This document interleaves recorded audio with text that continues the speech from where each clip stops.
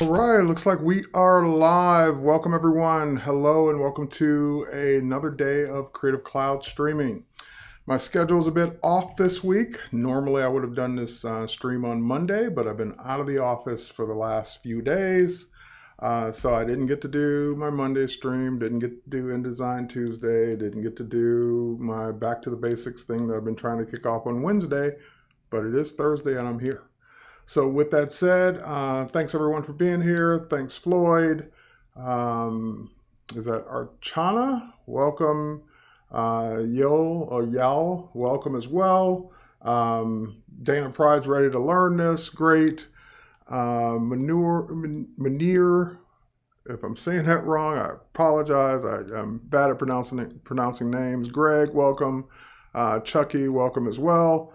And just thanks everyone for being here. And today we're going to take a look at a new update to Adobe Premiere Rush. So for those of you who are like, well, what's Premiere Rush? I've heard of Premiere Pro. I've heard, I'm not really into video editing. Premiere Rush is kind of like, it's part of the Premiere ecosystem, meaning that Premiere Pro is the claim to fame desktop video editing tool for professionals. And it always has been and always will be. There are major motion pictures being edited with Premiere Pro. And Premiere Pro is a staple for, again, people that do their living editing video. So that's what Premiere Pro is. And of course, After Effects goes with Premiere Pro in terms of doing video animations and basically animations of even Photoshop files. So that's what After Effects does, and that's what Premiere does. Well, Premiere Rush is kind of the tool for everyone else. I don't make my living doing video editing, but I do edit videos. I don't spend all day rendering video and doing video on my computer, but every now and then I need to edit a quick video for social media. So for people that need to edit video on the go, and people that don't necessarily need all the complexity and all the serious features of Premiere Pro, you can certainly do a lot with Premiere Rush. One of the new updates in Premiere Rush this week is the ability to, actually I think it was last week now, speed up and slow down a clip. So that was kind of like one of those, well, I've been doing that for years in Premiere Pro, but Premiere Rush is a brand new product from the ground up. So it didn't get everything right off the bat.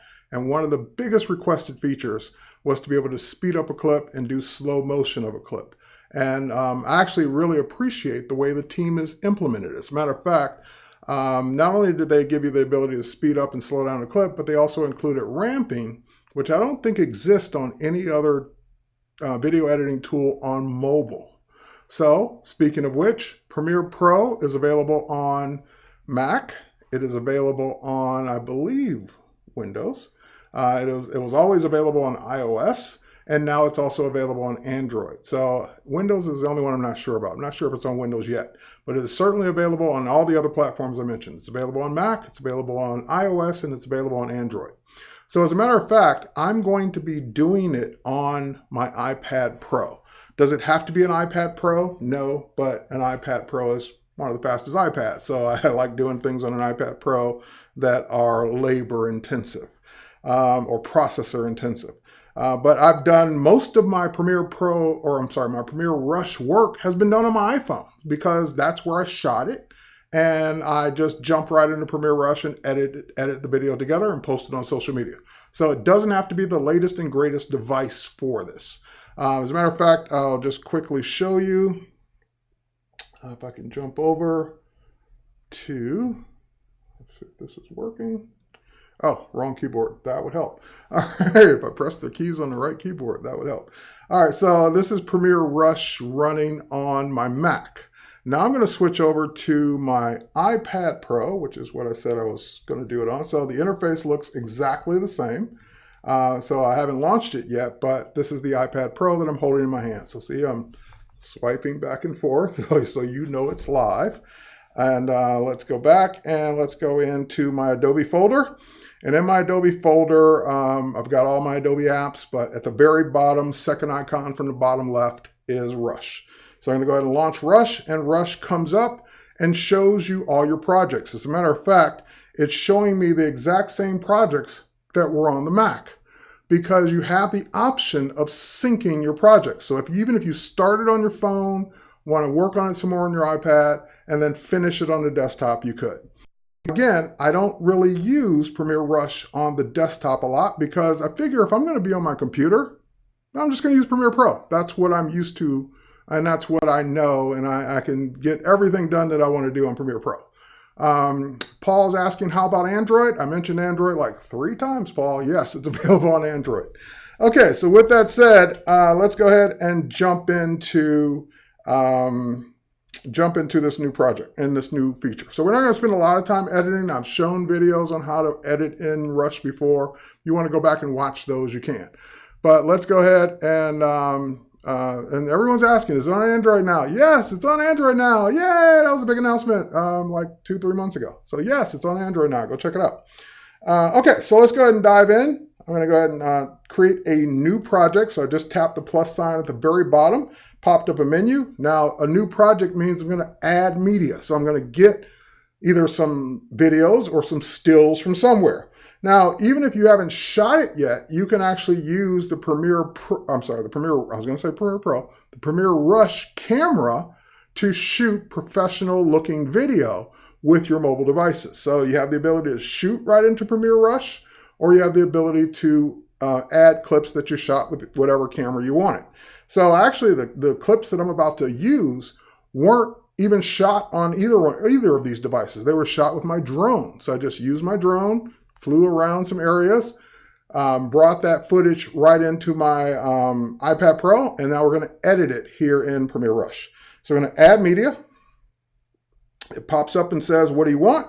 And I want this clip first. So you're actually even kind of doing some of the groundwork to the order of your clips by choosing which order you want to bring them in. So I want to bring that one in first, that one in second, that one in third. And then you can also give it a title. I recommend you do it now because it's easier to do it now than to go back and try and edit it later. And I'm just going to call it Speed Demo. All right. All right, done. And notice at the very bottom left, there's the checkbox that I was talking about if I want to sync this project with Creative Cloud. So it'll sync it with, so Tony's saying it's on Windows too. I just couldn't remember. I assumed it was, I just couldn't remember if it was on Windows. So yes, it's on Windows too.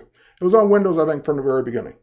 All right, so let's go ahead and sync with Creative Cloud. I'm going to go ahead and click Create. And it'll spend a few seconds preparing the media.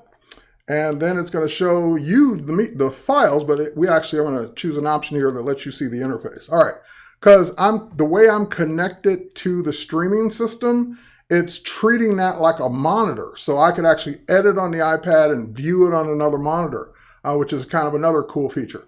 But I just turned on show preview so you guys get to see exactly what I see here on the iPad Pro. All right, so the next thing we're going to do is I could just hit play and you're just going to start to see the drone panning down this nice waterfall here in Iceland.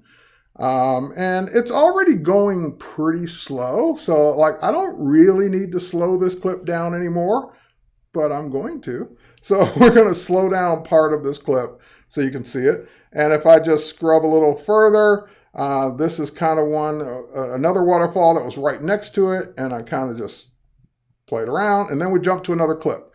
Now, this is a clip where I kind of did a fly around in a 360-degree fashion so that we can see this lighthouse. I'm just going to go ahead and play it. And now this one, again, is already running, drones flying kind of slow so we can see it. This one I'm going to speed up. So we're going to use slowing down on the first clip. We're going to speed up on the second clip. And I'm going to show you how the interface works for both. Okay, so now let's go ahead and pause this. Let's go back to the spot where I'm just using my finger back and forth to scrub, by the way. And I just want to go ahead and go to the spot where I want to start slowing this down. So I want to slow down just a few seconds so you get the gist of the water falling. You can actually do slow motion anywhere you want.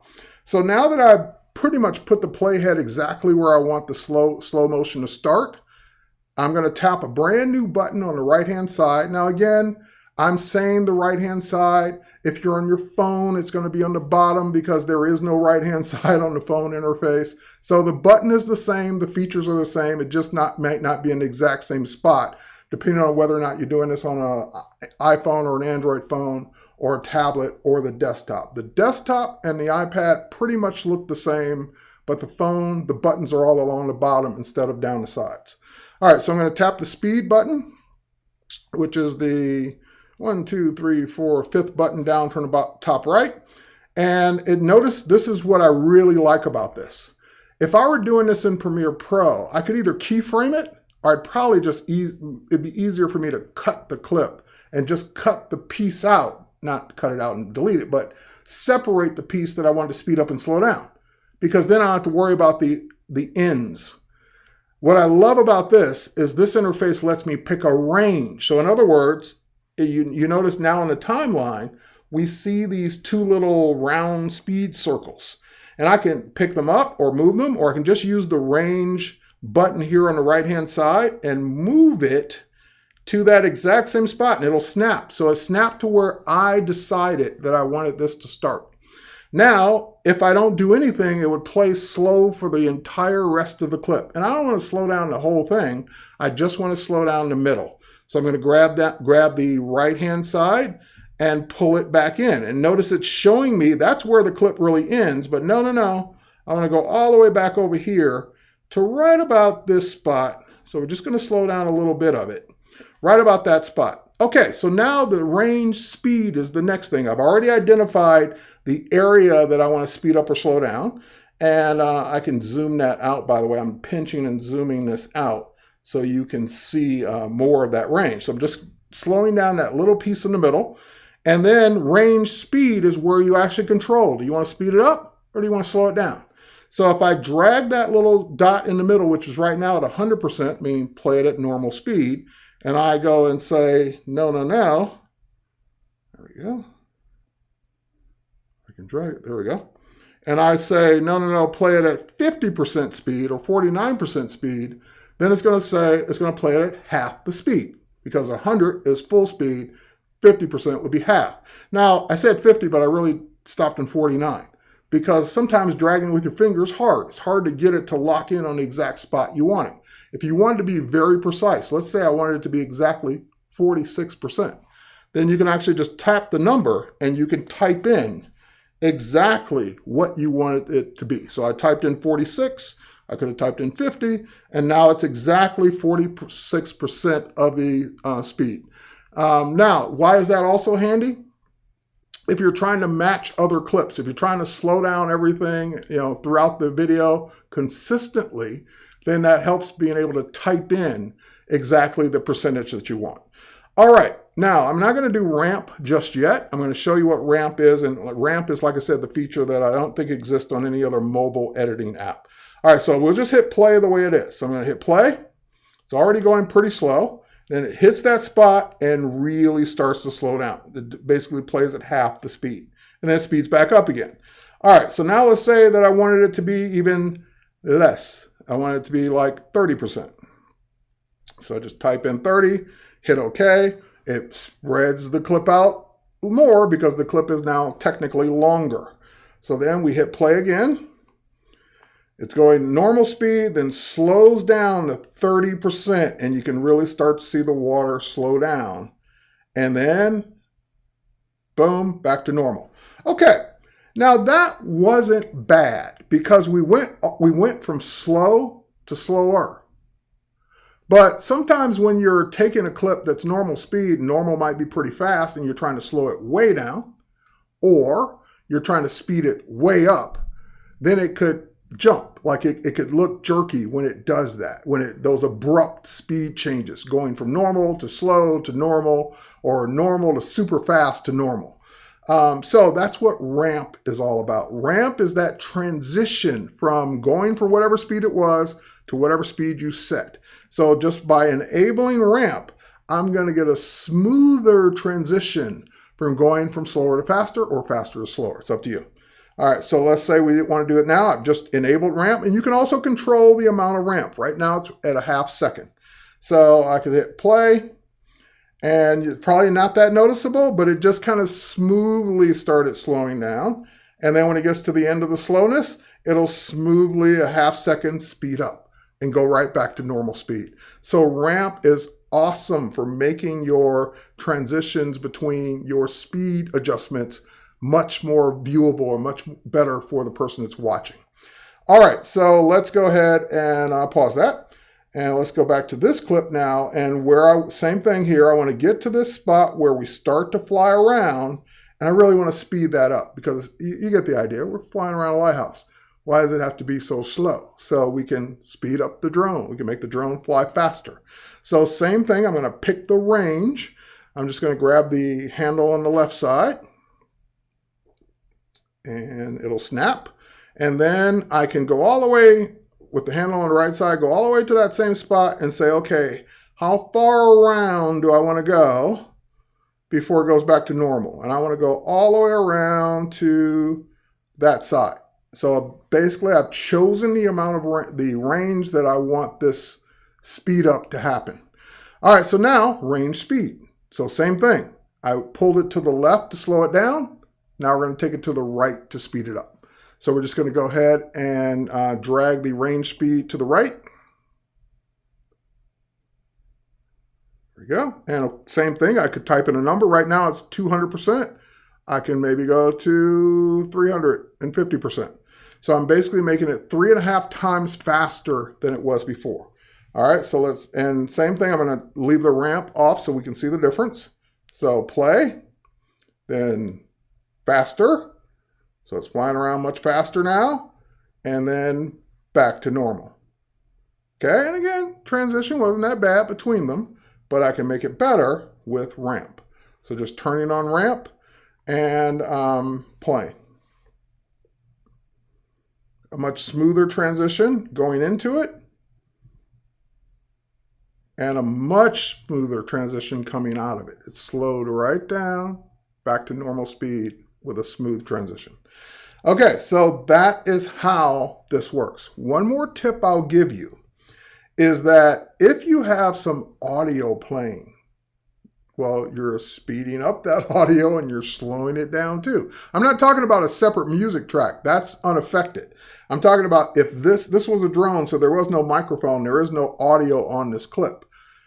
But if this were someone talking, well, then you're speeding up what they're saying and you're slowing that down too. So what you might do in those cases, if you don't want to delete all or mute all the audio from that particular clip, then in that case, you would cut it. You would say that, hey, let's go to this one, for example. Let's pretend that someone was talking here.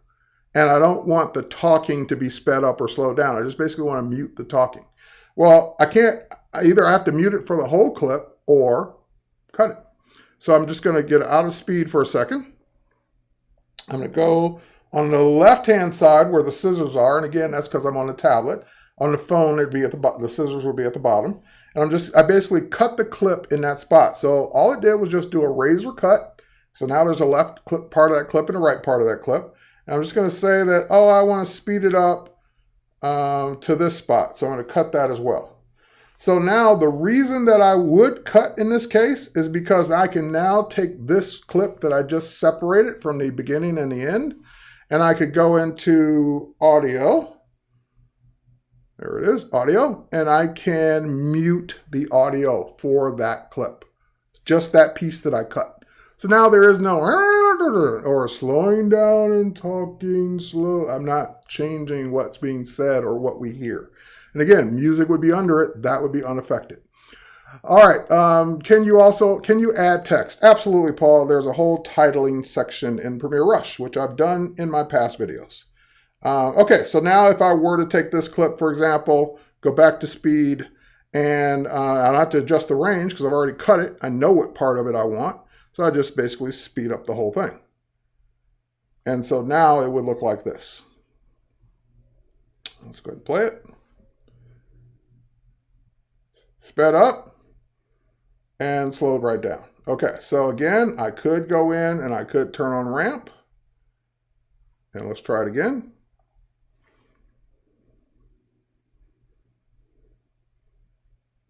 So, and there is no audio to hear, but had there been audio playing for that piece that I sped up, there would be no audio because I muted that one clip. Okay. Yep, thumbs up to the video, guys. All right, so just to answer Paul's question with a quick show of it. So in the upper right-hand corner, there's the letter T. Whenever you see that, that usually means text or title, and there's tons of titles here. Tons of ones that are either static or animated. So for example, I could say at the very end of this, let's drag over my subscribe template, and I could go in and just, that plays a animated subscribe button. And if I wanted to actually put in a title that actually has some text, I could go here and I could say, follow us on Creative Cloud, facebook.com/Creative Cloud, or in my case, for me personally, it would be Terry White. TerryWhite.tv. That's my YouTube channel. All right, so if you want to see other videos I've done on Rush, that's where they'll be. All right, so then I can get out of the keyboard and hit play, and that's the way the titles work. So easy to do here in Premiere Rush, and also with motion graphics templates in Premiere Pro and After Effects, this easy as well. All right, so that is speeding clips up, slowing clips down in Premiere Rush, which I use now all the time. I'm a user, not just an employee. I use this all the time for any videos that I post. If you see an edited video that I posted, I've edited it in Premiere Rush 9 times out of 10 now, especially with the ability to speed things up. All right. Can I not just separate the audio from the motion? No, not in Premiere Rush. In Premiere Pro, yeah, you have a separate audio track for each clip. And in Premiere Rush, it doesn't quite work the same way. There is ducking also. So there's the ability that if you have music playing and someone starts talking, you can turn on auto ducking, which means it will duck down the music, lower the volume automatically until the person finishes talking. So there are some pluses and minuses. Things that are easier in Premiere Rush like that, and certain things are more flexible, let's say, in Premiere Pro. So that's one of those where Premiere Pro has a separate audio track that I could just delete, cut, separate, move, do what I want. All right, so with that said, I hope that you got something out of this. I hope that you enjoyed seeing a little bit of Premiere Rush, and I'll be doing more on Premiere Rush since people seem to be interested in it. But I've already done at least 2 streams on it so far, and this will be a 3rd. All right, Larry Becker's in the house. Larry, what's going on? Nice ramp even works on the hard clipped segments. Absolutely. So Premiere Rush, thanks video team for making Premiere Rush and also making it better. I love the fact that the app just keeps getting better and better. Now, the only thing I didn't show, which I could go back and show it real quick, is that when you're done, there's an export button. You can export it out, save it right to your camera roll, save it right to your hard drive on your computer. It will give you the options of what size you want to export it. So if you want 1080p, if you have a 1080p video, 4K if you want a 4K video, if you have 4K, and of course 720p. And you can even take a 4K video, and maybe Facebook, for example, only really wants 720p. I can export out a copy that's 720p for Facebook and Instagram, and you can just go crazy. All right, so with that said, and it does vertical video as well. So if you want to edit for Instagram TV, you can do that with Premiere Rush. Right on your phone, right on your tablet. All right, are there more videos about Premiere Rush on your YouTube? Absolutely, Elton. There are more videos on my YouTube about Premiere Rush. So with that said, cheers everybody. Thanks for watching, and we will catch you on the next one. Bye, everybody.